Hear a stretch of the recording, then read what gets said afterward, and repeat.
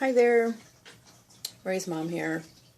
Ray is now into the 5th week on T, and has put up a vlog. If you haven't seen it, go look at it. One of the things I've been encouraging Ray to do more is be a little bit more expressive, so that as a whole we can all relate to each other. And you can see from the first vlog to this latest vlog and in between that they're getting a little bit better, which is awesome, because they're really not letting their true self come through yet. And I think they will with probably some time. I wasn't always as expressive as I am right now. If you go back and ask pretty much anybody I've gone to high school with, with the exception of my best friend from high school, I've always been quite quiet. And my older brother was the shining star in high school, and I was just a little sister. And dynamics you find when you're in high school and things like that.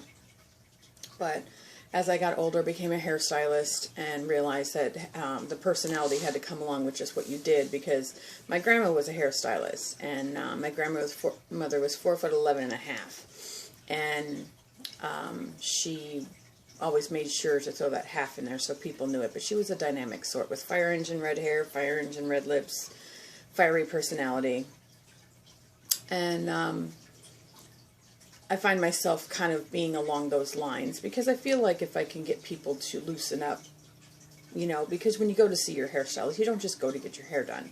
You go to be able to unload. At least that's what I get a lot of from clients, is just being able to talk to me and let me know some things, and just feel better when they leave, not just because of their hair, but also because of their their inners. But Ray, when Ray was in high school, Ray's had pretty much a chip on their shoulder since the moment they came out. And a lot of that, I've learned in my group, had to do with the fact that when they came out as gay, which they felt was the easiest way, and maybe they weren't even realizing what they were at the time as far as being trans, but when they came out as gay, they came out guns a-blazing. I've talked about living out loud before, and just everything had to be about being gay, and, look at me, and I'm going to, buck against everybody, and whatever. And the more they did that, the more they were getting negative attention. My father one time referred to Ray as a bull dyke, but not in a derogatory term. It was a more of a, I need to give you this information like you don't know that this information is going on. And at the time that he had said that, it wasn't anything that had to do with Ray being gay. It had to do with a teenage problem that we were having at the time. But I understood exactly where he was coming from, because Ray was living out loud, like daring people to be able to come negative against them, so they can say, "See, nobody's gonna accept me." So therefore, it validated their brain. And a lot of times when they're younger like that, and their brains aren't completely developed, high schoolish, middle school, whatever you want to call it, that's a problem, because how much you love them. They just don't get it, especially when you have to be hard on them and correct them. I remember talking to my mom just the other day about, I didn't understand the whole, this is going to hurt me more than it hurts you situation until you actually have to do it to your own child. And granted, I know there's people out there that don't use spare the rod, spoil the child when it comes to discipline with their children. But again, I'd beat him in front of Jesus if I made sure that, they weren't going to be little assholes by the end of it. So I always made sure that I was always going to be the one to have the harshest of the discipline, to make sure that I have very good, wonderful, well-adjusted adults out there in the universe. And this was difficult when Ray was going through their hard time. And Ray would like to be able to run, meaning, validate whatever the dialogue was going on in their head, even though it was askew to what was really happening. But the more that Ray ran away from me, not ran away physically, mind you, but, like pulled away, slamming doors and being a jerk and whatever. The more they did that, the more I pulled him close. And made sure to reiterate that, you know, this is it. This is your family. This is who you have. You know, we love you. We accept you. But I'm not going to allow you to go out there and be a jerk to people. I'm not going to go out there and allow you to not have manners and not be the best person you can possibly be. And it kept on going even up until right before 18. I remember an instance where we were in Walmart and some of their friends were there and like, do I have to hang out with you or can I go see my friends? I'm like, it's fine. I'll just text you what register I'll be at when I'm done and you just come up there. And by the time the friends brought her up there, Ray was sitting in the cart and all the food that the person was buying was on top of Ray. And I was just like, what the fuck, dude? Get the hell out of that cart. What? I was just playing around. You're 17 goddamn years old. Get out of the goddamn cart. You're not 4. What the hell is wrong with you? You know, and granted, some people might think that that's harsh as far as my momming, but that's exactly how I felt. Here we are out in public, and you're acting like a douchebag. Stop it. You know, I mean, you're getting ready to turn 18 years old. You cannot act like that. You can't do that. You know, that to me was still some level of bucking authority, like hoping that somebody from the Walmart staff would come and tell them, you know, get out of there, and be like, got away with something, you know. It seemed to me a total blatant disrespect for pretty much everything because, you know, you're not 4 anymore. You're getting ready because I'm in my mind I keep thinking they're getting ready to go out into the world and society and, you know, whether they go off to college or whether they go in the military or whether they go to a trade school, you know, that kind of behavior was just completely unacceptable. And I do realize even when I was a kid that there's behaviors that I did that when my parents weren't around that were probably deplorable, and had I been busted, I would have been in trouble too. But it just so happened at this instance that Ray got busted. So then it was, you know, Ray being mad at me for a certain, you know, level of whatever. And, you know, again, I may have reacted the way that I reacted, but the overall theme at the end of it, you know how when you discipline your children, whether they're little or whether they're teenagers or whatever, you know, my way of doing that was to be able to come down on them and let them know exactly how I feel, but also how much I love you at the same time. Like, I don't do that because I'm an asshole. I do it because I'm your mom and I have to put a productive citizen out in society. So when you don't act like a productive citizen, according to what my parameters are, then I'm going to have to come down on you. It doesn't mean I don't love you. It just means I love you enough to do that so that you will be a productive member of society. But the reason why I bring all this up is because I'm sure at the time when your kids are going through what they're going through, whether they're trans kids or whether they're teenagers or whatever, they're going to buck. They're gonna run away from you. They could physically run away from you. And the first thing that they're gonna expect you to be like, fuck it, leave. I don't care. You know, I don't care. Just go do what you got to do. I don't care. And there was an instance that I had that with Ray, and it broke Ray's heart. It was either right after they graduated high school and moved out, or right before. Or they were just, you know, coming into the house pissed constantly. You know, I grew up with a dad that was pissed constantly. I mean, just pissed all the time.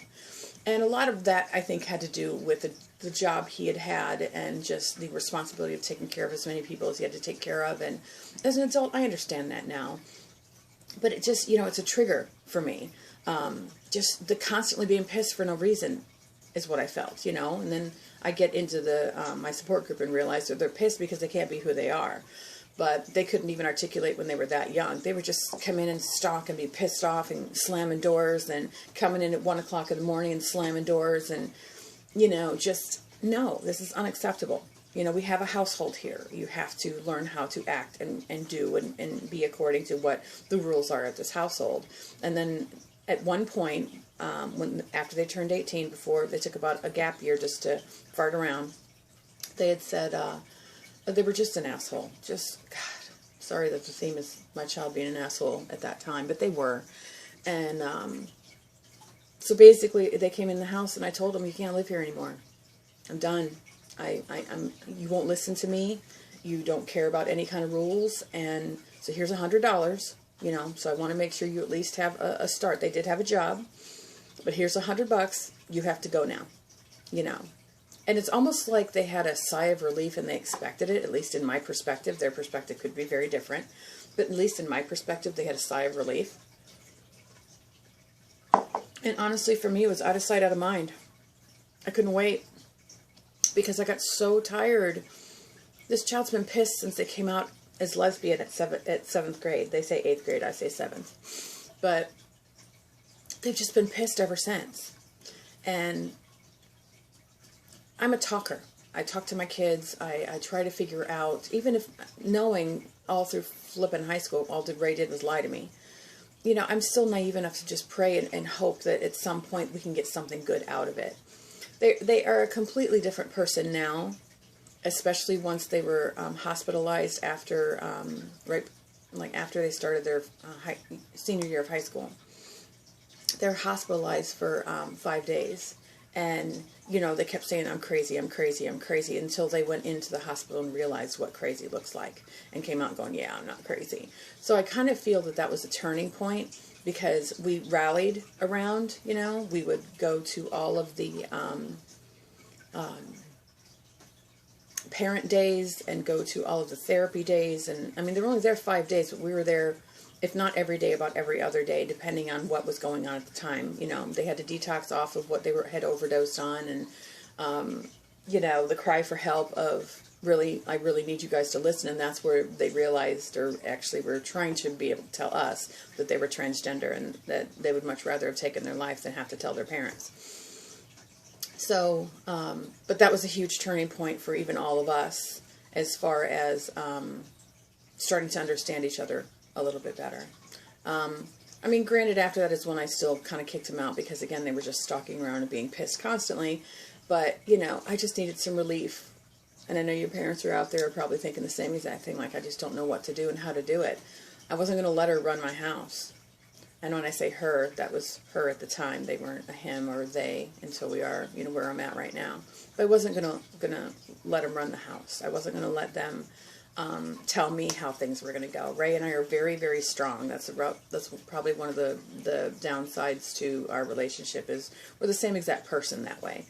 And the overall theme of what this video I'm trying to say is the more they try to pull away and run away, the more you need to pull them toward in and hug them and make sure they understand that you do love them. Because their mind on the inside has already made it so that you don't love them. You're not going to love them for being gay. You're not going to love them for being trans. You're not going to love them for anything. And that's just not true. That's just their internal dialogue. Even when they went in the hospital, I kept saying, you have this mindset that you have all these things that you think are true. And I said, and none of them are true. And to try to reprogram that, even at 18 years old, is very difficult. So that's why I say, if they're acting like an ass, hug them. If they're acting like a dick, hug them. If they're acting like a jerk, hug them. You know, I can not like something they do just as much as they not like, but the love never stops just because you're angry. I'll say that again. The love never stops, kids. If your kids watching this, if your parents watching this, the love does not stop just because you're pissed off. Whether it's the parents being pissed off or whether it's you're being pissed off. The love does not stop. I may not like what you're doing, but that doesn't mean I don't love you. So I guess the vlog this time is overall about just unconditional love. You know, you kids may not think that your parents love you, but they're loving you in the best way that they know how. Especially because if I see parents in my group that, you know, they show up every time. They still don't have a clue because they're still learning, but they're there. That right there proves there's love.